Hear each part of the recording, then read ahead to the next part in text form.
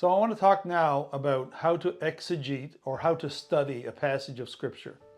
Now, this word exegesis may sound like a technical word or a foreign word to you, but it's a pretty important word to add to your vocabulary as a preacher.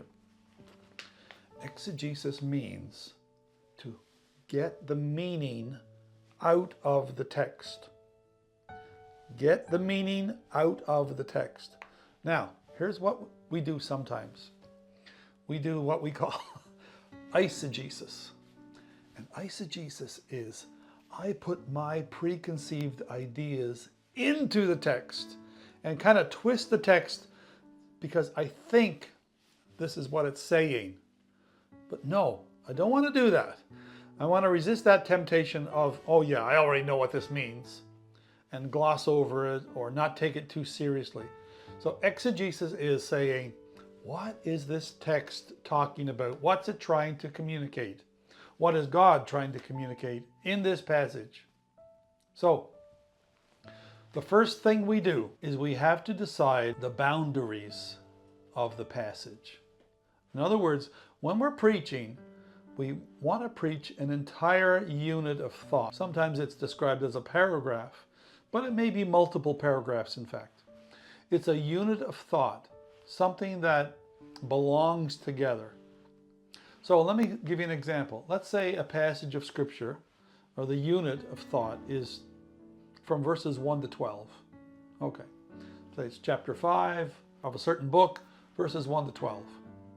But I decide as a preacher, I'm going to preach verses 1 to 4. Well, what I have now is a fragment of a unit of thought, not an entire unit. I should preach the entire unit. Secondly, if that unit of thought is verses 1 to 12, but I preach verses 10 to 15, well, now I've got a fragment of one unit and a fragment of another unit.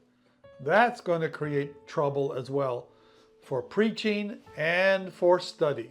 So, setting the boundaries of the text, that's the real important first step in exegesis.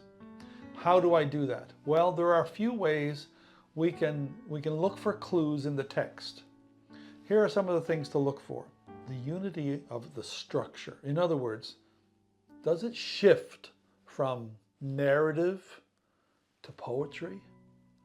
Does it shift from a letter to poetry, story? What is happening with the structure and the genre of the biblical material? And then when you're in narrative literature, for example, look for things like a change of scenery, like the next day, or we went up on the mountain, or we got in a boat.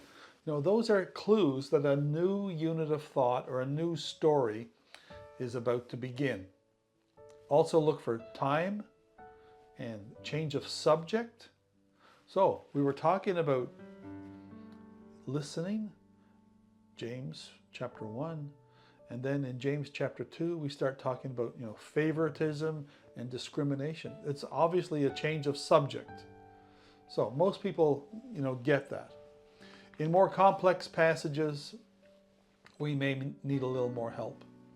If a passage is, a heavy theological passage like Romans, we can use some outside help with that. So here's one of the cheats on how to find a unit of thought. Get your hands on a good expository commentary. Open it up to your passage and notice where the scholar who's writing the commentary has divided the passage. That's usually a good thing to follow. Now, you're free to disagree, but 9 times out of 10, I would recommend pay attention to that commentary. So in summary, determining the boundaries of the unit of thought is step 1 in the exegesis process. This is Fred. Thanks for listening to Fred Talks.